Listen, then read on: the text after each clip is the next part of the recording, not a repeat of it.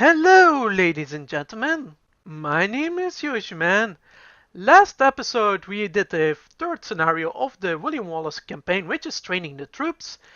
And this time, we're going to head on to do the research and technology scenario, which is the fourth scenario of the William Wallace campaign. So let's hop on to it. Rumours creep in from the south of a giant. Leads the forces of Scotland, his great sword driving through earth and man and horse alike. If this mythical knight can hold the English advance, it will give us time to develop the arms we need. Even now our smiths are forging swords and fletchers are making arrows and crossbow bolts.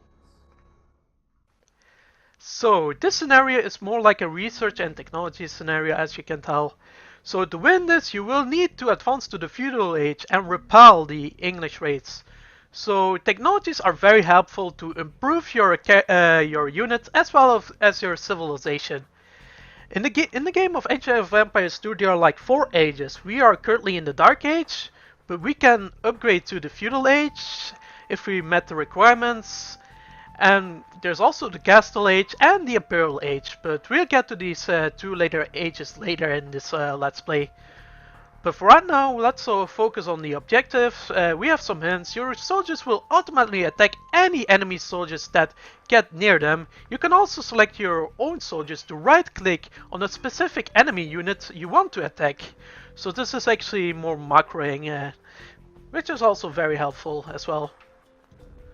So yeah, let's hop on to it. We have herdable sheep. Yeah, herdable animals are very helpful. You can actually use sheep also for scouting, but it doesn't have a lot of line of sight. But can be helpful to scout a little bit and then move them back. You can also kill them off in the town center. But also keep in mind that your enemies can also steal your sheep as well if they get near them. So the controller of that unit switch once the enemy is near them. But yeah. So what there is talk about is researching loom. Loom is actually a must to research. So let's click on this. It makes your villagers hard to kill by providing plus 15 hit points. 1 normal armor plus 2 pierce armor. So yeah, there's a normal armor and pierce armor stats. Normal armor is for melee attacks and pierce armor is for range attacks. So yeah, the armor reduces the damage you will get. But yeah. But some units have also their weaknesses. But yeah, there's some hidden stuff as well on which characters has which units has a bonus against one. But yeah, I'll explain to that later in this Let's Play series. But for right now, I'm gonna build a mill right here, and also I need some villages to collect wood because that's also gonna be very important. I'm actually going to build a lumber camp. This is actually a drop-off for lumber. I'm also building a mill right here. And also, if you want to advance to the feudal age, you will also need 2 buildings as well of the Dark Age.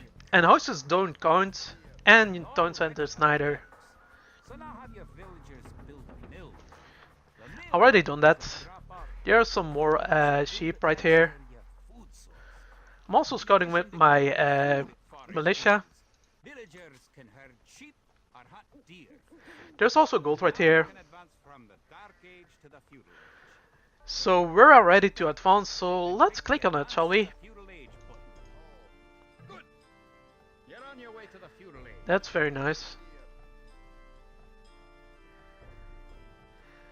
And yeah, we're advancing. You can see the status bar. Once we're actually researching technology, you cannot create any villagers.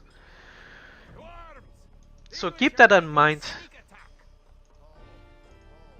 Unless you have a second town center, which we cannot get yet. So yeah, let's attack these units.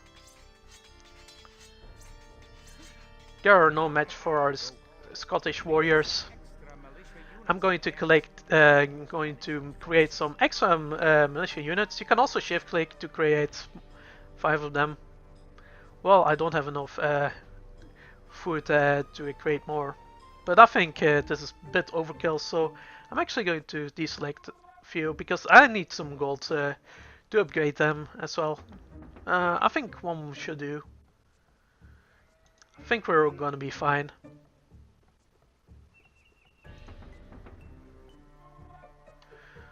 So you can also create a gold and stone drop off by building a mining camp.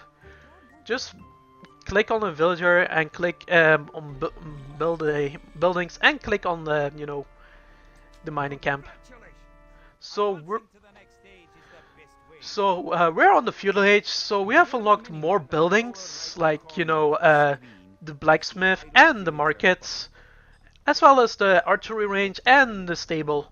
But we're not going to build them in this episode or in this scenario.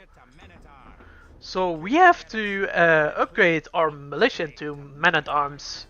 So they're actually more stronger and they're still like so they actually evolve from militia to men-at-arms. So they have more beefier stats, and that's actually it's actually recommended to upgrade your units. It doesn't hurt. Depending on the strategy though. There are some different strategies.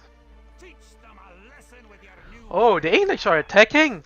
Oh, there's a knight. That's a beefy guy right here. I'm going to macro this very well. Hopefully I don't get any casualties whatsoever. Oh, well, we can gang on these English men very well. That's no biggie at all. No casualties at all, I think.